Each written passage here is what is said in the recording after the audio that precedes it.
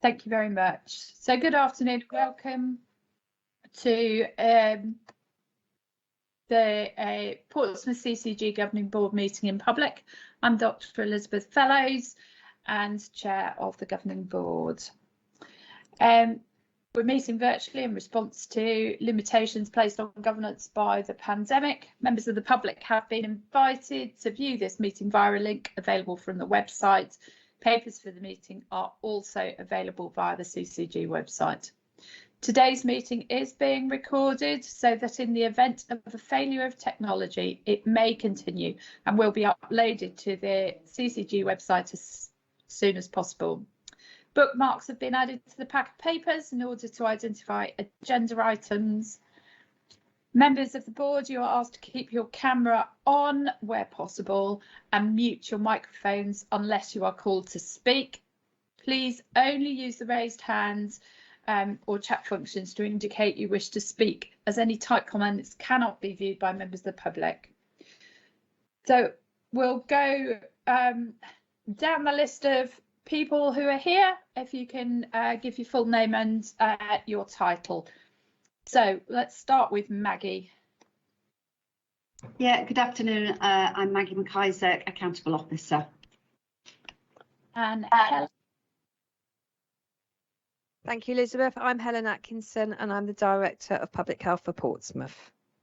Karen. Hi, Elizabeth. I'm Karen Atkinson. I'm the Governing Board Nurse for Portsmouth CCG. Linda. Hi, I'm Dr. Linda Colley, GP and Clinical Director for Health and Care Portsmouth. Margaret. Hi, I'm Margaret Geary, lay member for Portsmouth CCG. Sarah isn't here yet. No. So moving swiftly on, Carsten. My name is Carsten Schaft. I'm a GP in South Sea and I'm one of the clinical execs at Portsmouth CCG. Graham. Thanks, Elizabeth. Good afternoon, everyone. I'm Graham Love. I'm a lay member. Jackie. Hello, Jackie Powell, lay member for Portsmouth CCG. Andy. Good afternoon, Andy Sylvester, lay member, CCG. Simon. Hello, I'm Simon Simonian. I'm a GP and one of the clinical executives. Michelle. Hi, I'm Michelle Spanley. I'm Chief Finance Officer. And Jo. Hi, I'm Jo York, Managing Director. Right, thank you. So we're missing Tawinda as well as Sarah Daly. David Williams has given his apologies and we're hoping that Kelly, I've forgotten her surname, is joining us. Kelly Nash is joining us from City Council. So hopefully she will join us shortly. And then we've got Jane. We've got two Janes. So Jane from City Council sorting out our live streaming, Jane Collis, Business Development, and Justina as our Head of Governance. So moving swiftly on, item 2 on the agenda, we've got register and declarations of interest. So has anyone got any updates on this? Nice stunned silence. Good, good. So we're happy to accept that. Has anyone got any declarations of interest for this meeting? Not being discussed. Lovely. Thank you. So, sorry, IT issues.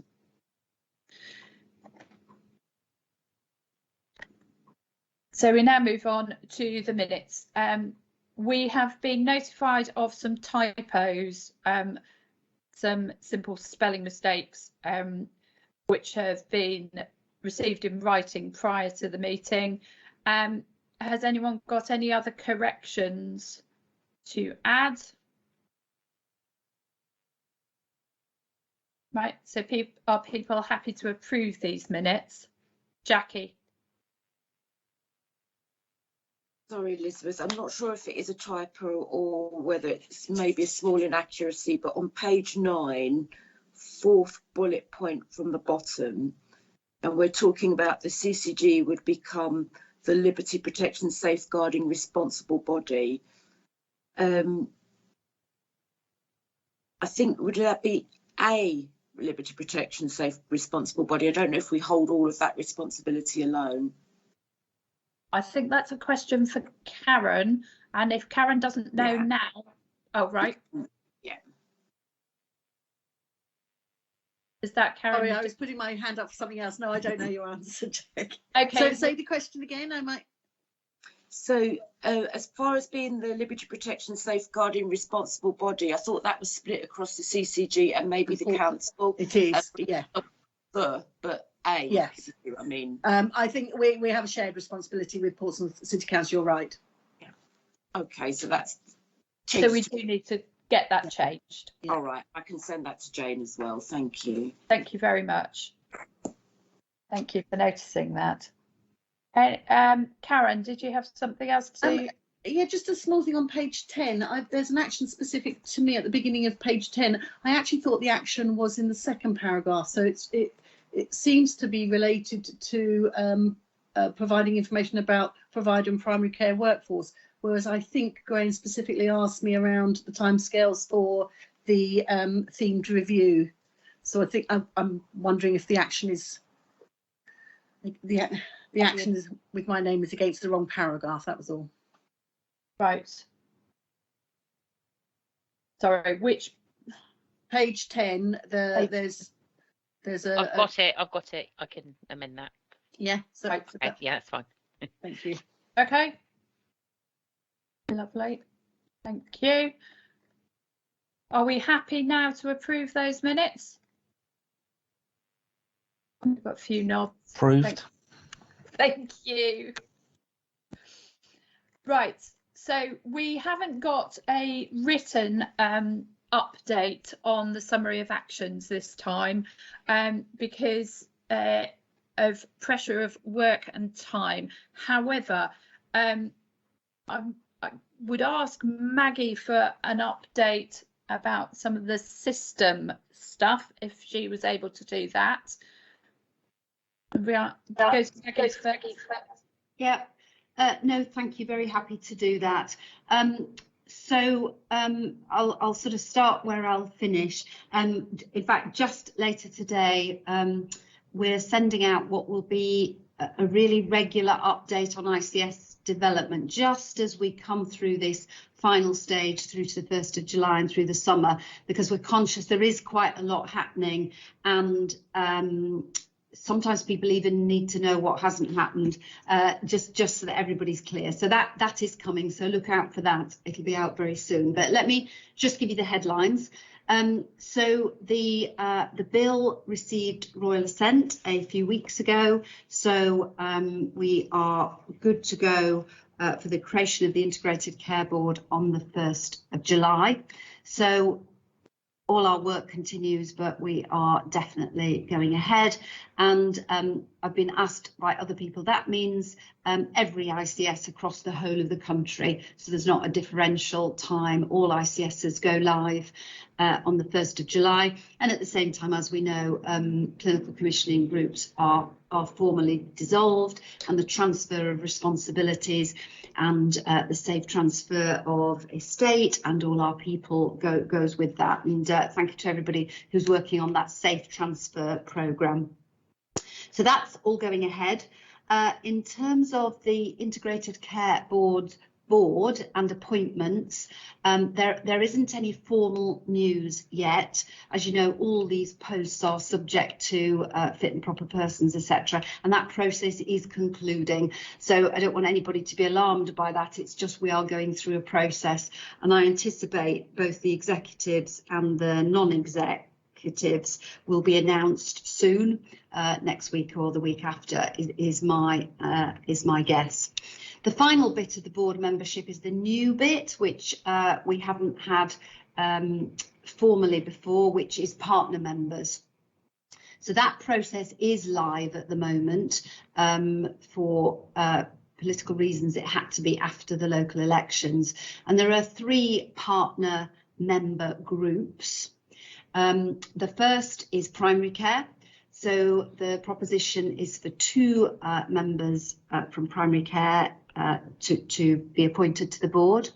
Then the local authority members, and given the scale and complexity of Hampshire and Isle of Wight, the proposition is for 5 places to be offered to local authority colleagues, recognising we've got 4 upper tier authorities, as you know, we've also got districts and boroughs, and recognising that we want some of the rich skill and wisdom, children's, adult services, public health, and the opportunity to have a chief executive perspective as well as an elected leader. So that's the second group. And then the third group is NHS providers, and there are 2 places for that.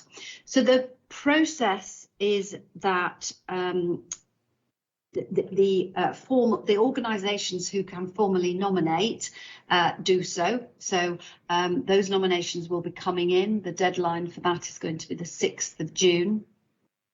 And then there's a process where the nominations have to go back to the organisations who are formally accountable for the nominations. You know, it's a bit of complex due process, but nevertheless that will happen. And then there will be a conversation with Lena Samuels as chair, and all the necessary proper fit and proper person checks that you would expect for a board. So that will all work its way through, and we hope and anticipate that we will be in a position to make those appointments in the time. So all of that is coming out. People will be able to see there's a pack, a bit like for appointments, there is a pack with all the requirements, and everybody will be able to see what it means for the organisations and also what it means for individuals. What Lena Samuels has also got to do is make sure that the board as a whole is diverse at every level, representing geography, skills, ethnicity, gender. So there's also a read across that Lena wants to do, but also is obliged to do. So all of that is quite a complex process that we're now working through. But what it means is the Integrated Care Board, with its responsibility for the NHS resource for Hampshire and Isle of Wight, which is circa 3.6 billion, will have those very different perspectives and views. And final thing, just to say, these nominations, it's quite easy to fall into the trap of thinking these are people who sort of are representatives or people who just kind of come. They are actually full members of the board, so full members of the unitary board. So all of that is working its way through, and that's why we're going to put out this newsletter on a regular basis now, just so that we can keep everybody up to speed and do it once in one place. But it's all looking to plan. Final thing to say is obviously the Integrated Care Board will have its first meeting on the 1st of July. The Integrated Care Partnership will then get going, and we'll see that work developing. And as we know, place is a crucial part of this, and we'll see the mechanisms beginning to work in place. So the rest really of this year, the rest of 22-23 will all be about development, and we'll continue on that journey through the rest of this year, and we'll make sure that everybody is kept updated along the way. So I hope that's enough, Elizabeth, for now to give you the sense of progress. But I think the headlines are, it's complex, lots of people involved, which is fabulous, lots of people wanting to be involved, shaping it. And I think what I would say is, probably compared to any other changes that we've been through before, there is more license to operate, there's more freedoms, more flexibilities. And I think what we're seeing in Hampshire and Isle of Wight, people are coming forward, welcoming that space. We are the people who know Hampshire and Isle of Wight the best, and its geographies. And I think people are really embracing that. And so we've got good debate, good challenge, and you know, we collectively are going to be the people to use this change for the purpose of, you know, getting better outcomes and solving many of the problems that we've been working on, but now with a bit of renewed focus. So there we go. Thank you. Thank you very much. Are there any questions for Maggie? No, lovely, thank you. So if we can just go through the other actions on... Elizabeth, sorry, Jackie has her hand up. Just as I turned away, you put your hand up, Jackie. Go for it. It's my fault. I can't get my fingers to the button quick enough sometimes. It was about either one of those boards. Where's the spot, do we know, for the voluntary sector, or how they're represented either in the partnership board or on the ICB? How do they get their voices? Yeah, so the voluntary sector and all our communities, I mean, hugely important. So 2 ways, locally in place, you know, are very many of our organisations like this work very locally, but of course, as we know, some of them work much broader as well. So there'll be lots of opportunities in place, and also on the integrated care partnership. So we're in very active discussion with people, but there won't be people on the integrated care board. But as you know, the feeds and the governance routes from all the parts of Hampshire and Isle of Wight feeding up into the integrated care board will mean that those views are absolutely taken into account. We've been having very constructive discussions with Health Watch again about how each of the Health Watchers feed into local, but then how they work together to make sure some of the top issues get the attention of the Integrated Care Board. And an example of that would be dental, where we know at the moment CCGs don't commission dentistry, but from July that will become the responsibility of the Integrated Care Board. But that's an issue everywhere, so that's where Health Watch is able to work together and really feed in the views of local people together. You know, our MPs likewise are able to feed that through and really get those kind of issues to the attention of the Integrated Care Board. So we'll need to work together on it to make sure it all works. That's the whole point of this. It's a change, but we'll need to all pay attention, that we all feel comfortable that we can see the right issues getting to the right place and the right people, given the geography, given the issue. Thank you. Lovely, thank you. Okay, so going back to the action tracker, from the top, I know the register and declarations of interest has been updated. We then go to 3B and 6C, which are both with Jo. Have you got an update on either of those, Jo? Yes, so 3B, sorry, I was focused on right. 6C. So 6C, definitely we are, can you hear me? Oh, sorry, can you hear me? 6C, we are definitely continuing to work on the primary care development plan. It's going to primary care commissioning group on the 3rd of June, and then I think we will bring it back as part of the obviously the final board meeting in June. We've got the close down around there, but there's also an opportunity for, again, coming back with Section 75 and some of the work we're doing locally and how that feeds in to the ICS. So that will be picked up in primary care commissioning group and at the next board. 3B, apologies, I had missed that one, the summary of actions. And that dates back to February, so that's probably a bit further away than you can remember. Can you please let Jane have an update that will circulate? Yeah, definitely. And Michelle, are you able to update on 7B and 7C? And if not, can we formally request that from Bernie to go in for next time?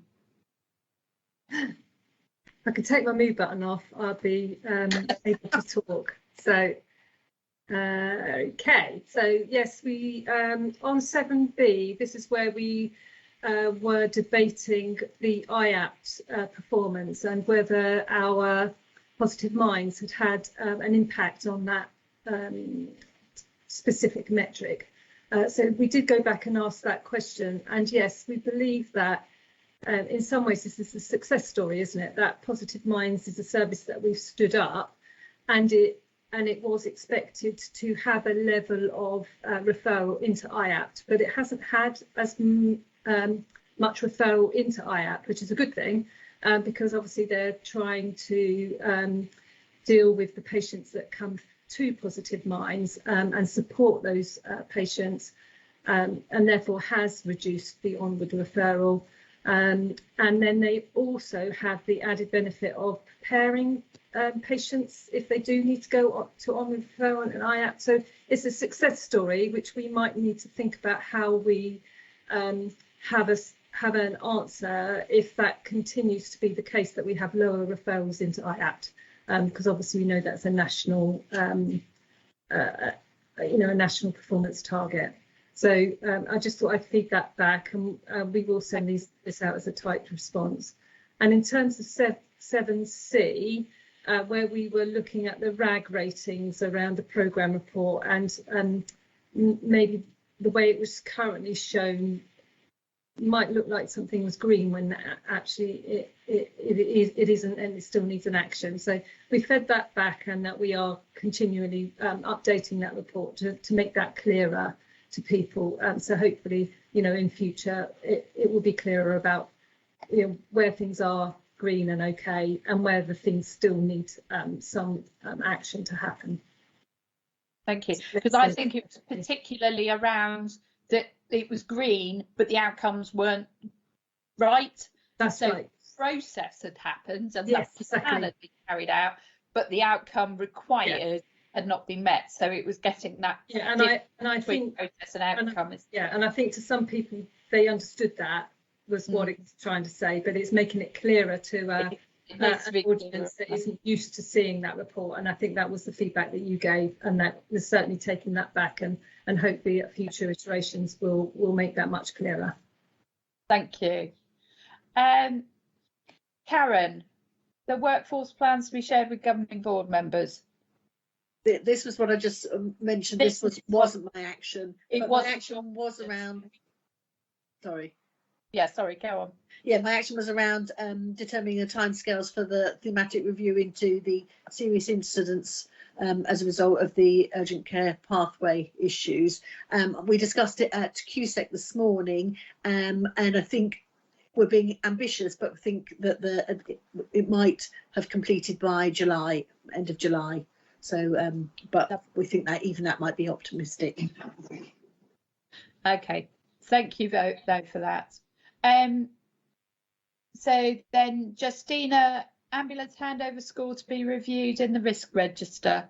Yes, Chair, I can confirm that that's been done, and it'll be in the risk register that you'll see in June. Lovely. And Sarah's not here to update, I don't think. So we've still got that outstanding. Jane, can I ask you to ask for an official update for the next meeting from Sarah, please? Okay, we'll do. Yeah, sure. Lovely. Thank you. Right. So we can move. Excuse me. Move on to the meat of the meeting, which is our integrated commissioning and governance arrangements with the City Council. Yes, thank you, Elizabeth. Joe. Thank you, Elizabeth. And you have had a report, a paper attached to them. We have got a presentation to share to pull out some of the key points, recognising this is quite a big, significant piece of work for the board, and also helps support us as we transition into the ICS and under the ICB and integrated care partnership arrangements that Maggie has mentioned.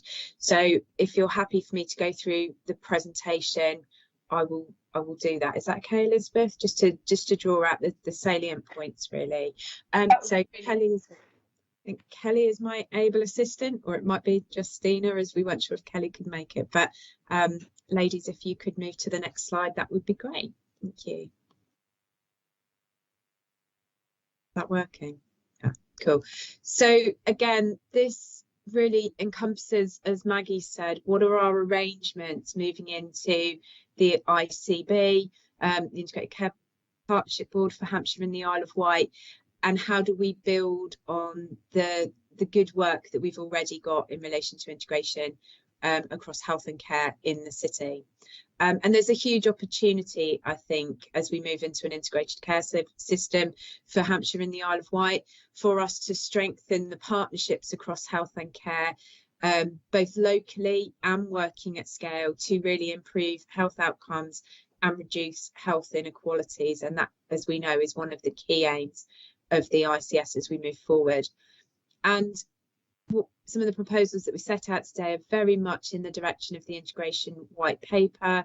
And as Maggie said, we've got a real opportunity now to develop in Hampshire and Isle of Wight to take this agenda forward over the coming weeks and months as we move forward, not just in the city, but thinking about how we move together across Hampshire and the Isle of Wight, and strengthening those health and care partnerships more broadly. And it is really important, I think, that we see this work in that wider context, so that it is part of the direction of travel, and that it's part of how we work within Portsmouth, but also within Hampshire and the Isle of Wight with other partners.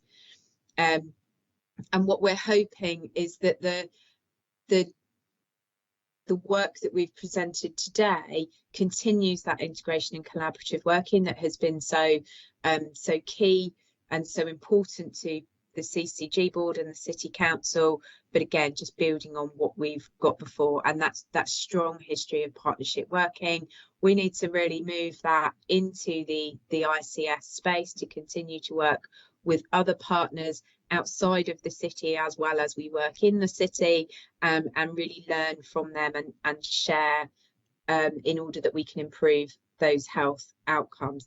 And we're hoping that this work that we've been doing will set out a good platform from which we can move forward, but also will help other partners in the Isle of Hampshire and the Isle of Wight to build on some of the work that we've done around the Section 75 framework. And actually the conversations that I've had with our internal audit yesterday around those integration arrangements, they really recognise that the framework, partnership work and the work we've done with Bevan Britain and the council could be really helpful for other partners across Hampshire and the Isle of Wight, and sets out a really good framework that others can learn from, shape, etc., as works from them. So just wanted to emphasise really, this isn't, although this is important to us in Portsmouth, it is part of the direction of travel, but it's also important that we work collectively across the Isle of Wight and work together on how we strengthen those partnerships as well.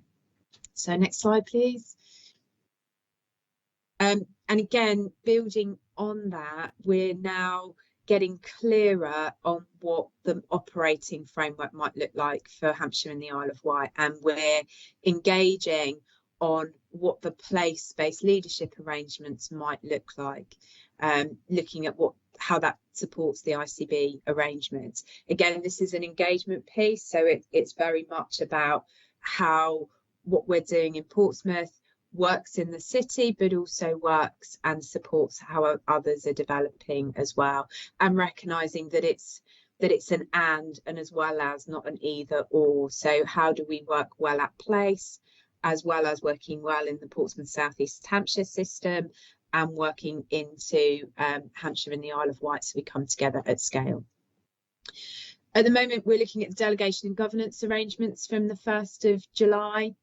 A working assumption that at the moment we will continue to discharge in the place some of the functions that are commissioning functions currently carried out by the PC, Portsmouth City Primary Care, Portsmouth Clinical Commissioning Group, and that the existing Section 75 arrangements continue to be governed by the Portsmouth Health and Care Partnership. So continuing our joint commissioning arrangements that we have in place. Again, that's not to say all of this is set in stone, but it's about that transition and making sure that transition is safe. And as Maggie said, that we don't destabilise things, but we have a platform to work from. We believe the approach that we're setting out and the delegation and governance arrangements around the Section 75 will give us an opportunity to work in a phased way to continue that integration that focuses on the local priorities within the city, but how that then feeds into the ICS space, and really doing that in a collaborative way with the ICS executive team and other place directors to make sure that what we do in one area doesn't have unintended consequences for any other areas. And again, it's how we also look at what we can make best use of and do well at scale together. You know, because some things will have to change and some things will be better done at scale or in the local delivery system rather than being done in each place, and we can really benefit from those economies of scale, but again need to do that collaboratively and thinking through how will that work so we maximize it and don't have unintended consequences. Next slide please. So again, the ICS operating model is familiar to us and just reiterates that point, I think, about the role of the integrated care partnership, the integrated care board, how we work at place, and I think that's well established for us in Portsmouth, but also thinking how do we feed into the local delivery system, and that provider collaboration across Portsmouth and South East Hampshire, but also again primary care networks, mental health provider collaboratives and the acute provider collaboratives, so that we are working at place and in the local delivery system, the LDS, but also that we are feeding into shaping, helping to shape, and also being directed by some of those ICS wide programs and working through together how that all fits together and where we make best use of things. So again, really understanding that is the work that everyone is doing at the moment, and we're feeding into that really proactively. Next slide please. So this slide just takes from some of the thinking that's happening in the ICS at the moment and the model that's out for engagement at the moment that people are thinking through, and that looks at a place director for each of our 4 places across Hampshire and the Isle of Wight,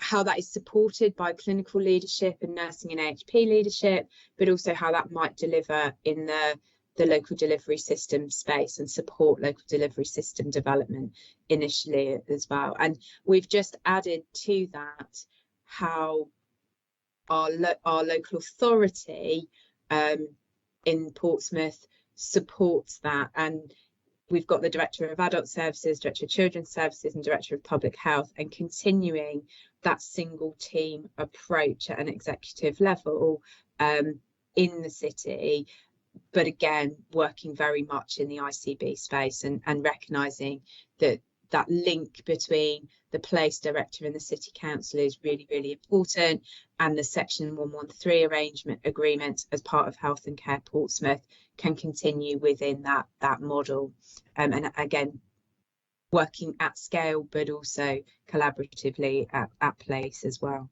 Next slide please. So in terms of what that means for the section 75 and the work that we've been doing, it is really about making sure we're taking a really measured approach so that we're not setting anything in place that, you know, setting anything up that can't then change and flex. And I think one of the strengths of the way we work has always been about that flexibility and agility and being agile and being able to adapt as we need to meet the needs of the population. So we need to be assured that what we're setting up here is fit for purpose as we move into the future. And again, on that vein, that's really important when we think about the funding. How do we make sure that we can have that flexibility as well, recognising the funding pressures that we have across Hampshire and the Isle of Wight and across both health and care.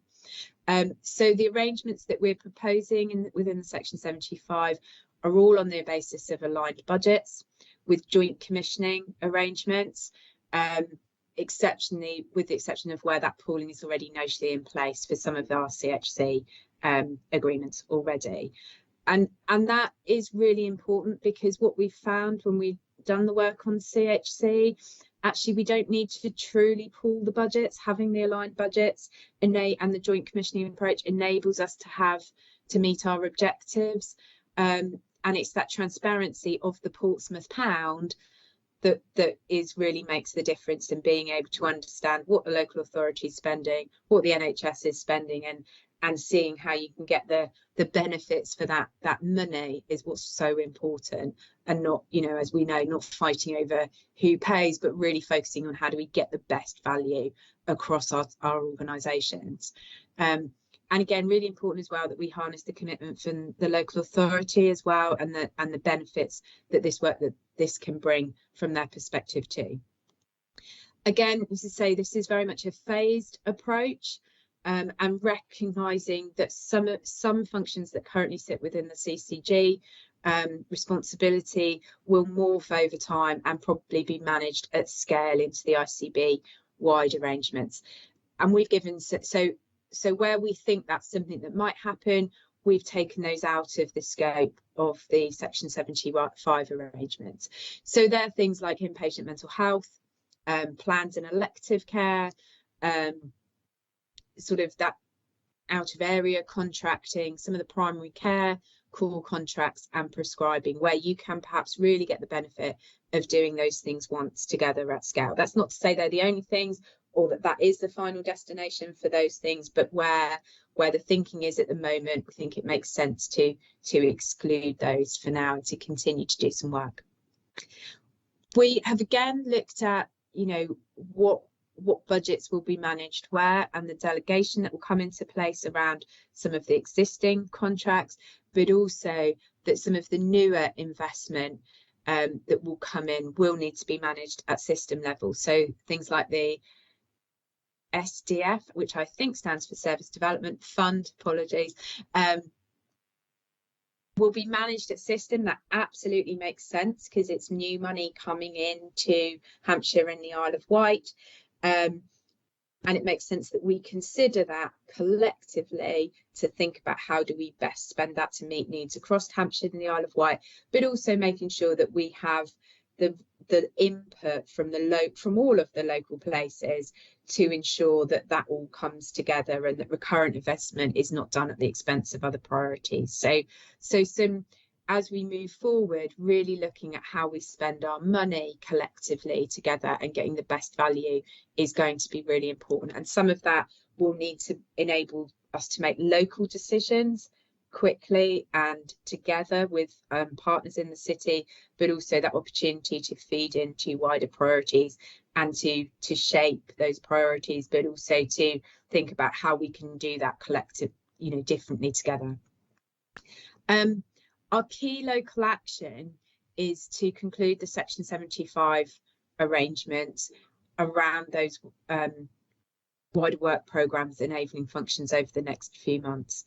So where we're aiming, and it's set out in the paper, is to agree the overarching framework, which I'll talk about in a minute, that enables our existing arrangements to continue, to set up the relevant schedules over the next few months where they might be new, and to then really work in with the ICS to understand what else could be managed locally, what else might we want in Section 75 arrangements. And those conversations aren't just happening in Portsmouth, they're happening in all of our places to understand how we can really maximise the benefits of integration. Next slide, please, Kelly. Okay, so where we've thought with this, as we've talked about, there's an overarching framework with a number of schedules that enables us to move flexibly and to change those schedules on an annual basis without having to change the whole Section 75 arrangement. And where we think some of the things that we can work best at place and together across health and care are our integrated community care model, some of that early intervention, the wrap around the patient, the wrap around teams around PCNs. And a lot of that is covered in the BCF already. The CHC and ECRs and the resilience of the care sector marketplace. So we've had some huge gains in that with the way we work across CHC. How can we expand that into ECRs and the way we work together across the health and care landscape around supporting the independent care sector? Children's services and really embedding our children's services 0 to 19 approach and the integration we've already got around that. health improvement, so again, health outcomes and using the public health grant effectively, and vulnerable adults, some of those really complex care patients that we know we have in the city. So next slide, please. Again, what we're looking at, and it's set out in the paper for you, is that we roll over. So the agreement today is to agree the sections, the overarching framework with the existing funding, and then over the coming months, under those two phases, we will look at how we move the ECR budget in as a priority, and children's, will that work? How do we make sure that works for the whole ICS, not just Portsmouth? But then looking again with other places, what else could we put in these joint arrangements? And this just sets out what the anticipated future position could be. If we go to the next slide, we can talk about that. Again, just how will we govern this is really important. We've got a really good joint commissioning board at the moment, but we really want to move that to be our Health and Care Portsmouth place-based partnership. So with the ICB and the City Council, next bit, sorry. Oh, you just click down. Again, how do we make those joint decisions jointly in the place with our other partners is something we will need to consider and continue to consider and explore, and that's part of the work over the coming months. Next slide, please. Again, don't want to go into this too much. I think I've already said a lot of it. Thinking as well about what do the City Council need from the ICB and the NHS in the future to continue some of those informal but also those formal relationships, and where the CCG is statutory partners, how we continue to move and enable that. We think this model will help us really cement that as we move forward as well, and make sure we don't lose some of those objectives from the council as well, but also thinking how we do that at scale as well. Next slide, please. Again, we've been asked about what difference does this work make? What are some of the outcomes? We've started to do some of that. We've still got more work to do, but what it has helped, I think, is that relationship has helped us keep some of the costs down in our system, and to really look at how, and particularly around local authority and strengthening and maximising the use of that Portsmouth pound. We need to think about in the future, how do we do that more around outcomes? Next slide, please. Again, just to remind you, we've had some of these conversations as well. This is an overarching agreement that you're being asked to agree today.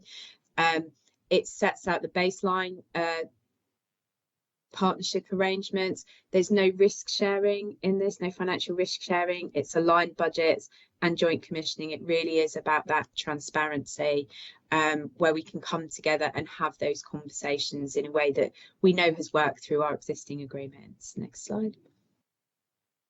Again, talked about some of those aims as well, and where we think this could bring us benefit, but we really want to, on those ones that are new, really test that out with our ICS colleagues. But as a priority, we'll be looking at children's services and the ECRs, but also keeping the conversations going about vulnerable adults, health improvement and health inequalities, and the enabling functions. So where we've got those joint arrangements, those will continue. We're also looking at how we can perhaps restructure the BCF so that we can continue to work this way in those other schedules. Next slide, please. And again, looking at this from the City Council perspective, City Council have committed quite a lot of additional resource to go into the Section 75, and I think that's really positive. And that will move their budgets from 57 million to a potential of 163 million, that we again can have that transparency across those 5 schedules. But again, we're working in that phased, measured way to make sure that it's aligned with what other areas are doing and that there's no unintended consequences. But you know, I think it's really significant from a City Council perspective as well in that partnership. Next slide, please. And again, this just reiterates the finances that I've talked about. So a rollover at the moment, phase 1 could increase that by another 24 million around some of the ECRs. phase 2 a bit more, and then the anticipated future position. But again, these are just examples for the board to consider and to understand the work that we're doing. None of this is set in stone other than the existing and money that we've got in those agreements, which will continue if you approve this. Next one. And again, just looking at how it all fits together, you know, the Section 75 is an enabler. It helps us give the transparency to, and ability to have different conversations, and it gives our team that as well. But it all needs to link in with the ICS-wide priorities and the local priorities for the Health and Wellbeing Board. And actually, I think we haven't done it, but we were pulled out again that the ICS Health and Wellbeing Board is a two-way arrow between them as well. So apologies, we haven't got that one in there yet. Next slide. And that's it. So being really clear, just to reiterate the recommendations that are in the paper. I'd like you to note the work that we're doing to shape the structures and how we fit within that, to approve the Section 75 agreement, to approve the proposed schedules for the BCF continuing healthcare and Health and Care Portsmouth commissioning, which are in existence and haven't changed, to endorse our ambition to continue to move forward, as you know, to include ECRs and children's community services and the integrated Health and Care Portsmouth communications. Ideally, we'd like to do that by the 1st of July, but we recognise there's lots of conversations ongoing in that, and we would want to bring that back to you in June. But also recognising that whilst there are priorities, there's still more work to be done, and for the board to note that. And then finally, we're asking that you delegate responsibility to the place director within that proposed structure to agree the final amendments and to authorise the execution of the agreement until the end, until the end of June, as we make minor changes to where we are. So that's it. Apologies, I hope that wasn't too long. I was conscious of time, but hopefully that does give the board a full understanding of the work we're trying to do. Thank you very much, Jo. That's very comprehensive. So comments and questions?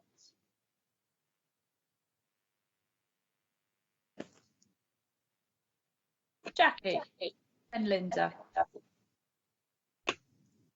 Thank you, Jo. That was really, really helpful, and I think the presentation really clarifies things perhaps more than I got so from the paper, because it really clarifies the role of the Health and Wellbeing Board and the ICS and where it fits in together with the place-based managing director and the team that they have around them. One of the things in the actual contract that isn't explicit, but I feel much more assured about, is that this, of course, is between two people up to the 30th of June, but beyond that, we don't make reference to the successor organisation taking over these arrangements. And I don't know if that's something that would actually be helpful within that document, rather than us assume it with, a fair degree of confidence, but it's not explicitly written there. Yeah, no, you're right, Jackie. So obviously, for now, this agreement is for the board to approve, the CCG board, but it would be wrong, and none of us would want to do that without having the agreement support of the ICS as the successor organisation, and that's why we're looking to do that in a phased way. What we can agree and what will then move to the successor organisation, the ICB, today, is that we can approve that overarching framework and our existing commitments that we have across our 3 Section 75. So this will then, if it's agreed today, that this new approach will go through to the ICB as a successor organisation. And the way we've tried to work that is that they are in support of this, and at the moment we're tidying up and making better our existing arrangements so that they go into that successor body in a much more flexible up-to-date way, really, that we as a board then can continue to work with them on to look at, is there further we can go more quickly before the end of June, but also that sets the pace, if you like, and continued dialogue within the ICB and the City Council, so it makes it easier for us to continue those discussions as we move forward, but also for them to flex and adapt through the schedules. Does that make sense? Yeah, it does. It's very helpful, and I feel that assurance that this is something that goes, you know, the idea, the framework is well across all of us as part of the ICB, and that we've left space for development. Yeah. But okay, thank you. Yeah, and this framework could be used by any other area, and they could adapt their own schedules, because it sets out quite a high level overarching agreement that you don't then need to get too much into the detail with, or change, or worry about having to vary and change, because they're quite tricky documents, the Section 75. And it was nice to see that we've started to see shape of what is at place. It'd be hard not to have, I don't know how to put it, you don't want to create a mini board at place, but I'm guessing we need regular meetings with everybody at place. Okay, and again, I don't know, and I don't want to, I'm not wanting to be self-serving, but I don't know if there's space for that, for a sort of independent review of what happens at place or not. I'm just putting it out there to an answer. I think they're all conversations that we will need to have, and the Health and Care Partnership board at place, what does that look like, and those ongoing, what does that governance need to look like, are very live conversations. And I know Health Watch are very keen on that as well, and understanding how do they feed into some of those conversations. Thank you very much. Lovely, thank you. Linda, then Margaret and Graham. Thank you. I just really wanted to commend the teams for the work that's gone into this. I mean, it's not to be underestimated. This has taken a lot of work across not only place, but with the ICS executives as well, really getting underneath this. And as Jackie said, it's really lovely to start seeing how place is going to work alongside the added benefits of working, at Hampshire and Isle of Wight level. So, yeah, just commend the teams, really. Thank you. Thank you. Margaret? Getting very slow in my old age. Just wanted to ask, really it's a question for Maggie, because I think it's really good that the ICS has been involved in these discussions, and I'm very supportive of this Section 75. But how will has any thought been given, and I know you've got loads to think about, Maggie, but has any thought been given to how the ICB will support the 4 different place-based partnerships to work at their own pace towards ever closer health and care integration, so that places that have more of a track record in integrated working are not held back, and places that haven't got the same history in integrated working don't have to have some kind of generic model imposed on them. Yeah, thank you. And I'd like to answer that, because I think it's a constant theme. So I want to be really clear about it, that Lena Samuels and I are absolutely in the business of not slowing anything down, encouraging people with the track record to crack on, learning, sharing. So yeah, I know you keep asking me that question. It's about, the proof will be, do we do it, not in writing it down. We absolutely, the future, the problems we face will never be solved by slowing integration down. They'll be solved by speeding it up with a rigorous focus on outcomes and what integration means for outcomes. So yeah, absolutely. There doesn't have to be one size fits all, because Portsmouth is different to Southampton, is different to the Isle of Wight, is different to Hampshire. However, I think we will be in the business of unwarranted variation, and the board will be really curious, interested, forensic about where difference cannot be accounted for due to populations. So yeah, we're absolutely committed to doing this and getting it right. And Jo is working really closely with colleagues in other parts of the system. So we do the share the learn. so that, you know, we just take real advantage of the difference that faces us, and we take advantage of where some people have made progress in one area and others not. So yeah, absolutely. Thank you. Graham.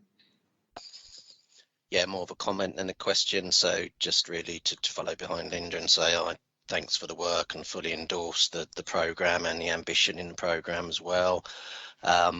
I think obviously historically our integration journey in Portsmouth has been really positive and one of the leaders in the country, and I think this lays a really good platform to enable that to continue and do what we all want, which is maximise the health and care outcomes for the communities in Portsmouth. So very much supportive of it.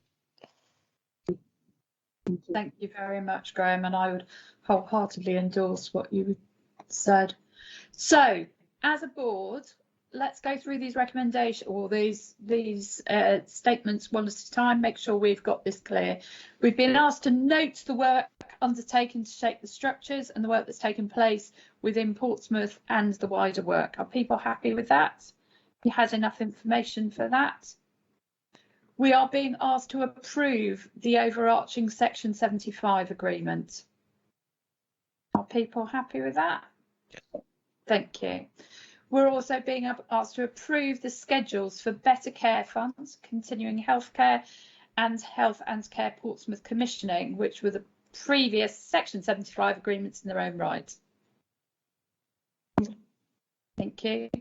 We're also being asked to endorse the ambition to increase funding arrangements alongside Portsmouth City Council's commitment to include an additional 48 million within the Section 75 arrangements. As a first step, the priority is to include extra contractual referrals, children's community services and HCP communications funding, with an aim for these to be agreed by the 1st of July. Everyone good? 2 more to go. Note and supports that in the coming months further work will be undertaken in collaboration as part of the ICB development arrangements to further develop and extend the aligned funding arrangements within the Section 75 arrangement. Yeah. And finally, we are being asked to delegate the responsibilities of the place director, that's Joe, to agree final amendments and to authorise the execution of the agreement in the final form. Yeah. Thank you. And thank you all very much. This has meant a lot to me. So I'll just say thank you. Thank you. Thank you. Well, I've done very little of the work, but I've done a lot of the talking. So anyway, so that is the only business for today. We've got the next governing board meeting to be held in public on the 22nd of June, 2 till 5, and will be streamed on Teams. And at this point, we will draw this meeting to a close. So thank you very much. Sorry, Chair. There is one more thing that before we draw this meeting to a close that we need to do, and that is to thank you for all the work that you have done, for enabling us to do all the work that we do, and you've got me at it now. So this is your last meeting with us. You've been our chair since 2016, but you've been a commissioning lead in Portsmouth for so much longer than that. I think going back to 1999, and a GP in Portsmouth for even longer than that. So you have been absolutely amazing, Elizabeth, to work for. Your no nonsense, straightforward approach, not afraid to question, not afraid to challenge, but also really willing to listen and support and empower us to do the things we do. We are really, really grateful to you, and we will really miss you. So on behalf of everybody, thank you. Yeah. Yeah. Right. Thanks, Elizabeth. Yeah. Thank you very much. Well done, Elizabeth. Okay. Maybe lots of claps. Thank you. I will draw the meeting to a close now, and then we those that are joining us for the development session need to log back into the next meeting. So thank you very much. Thank you. Thank you. Bye.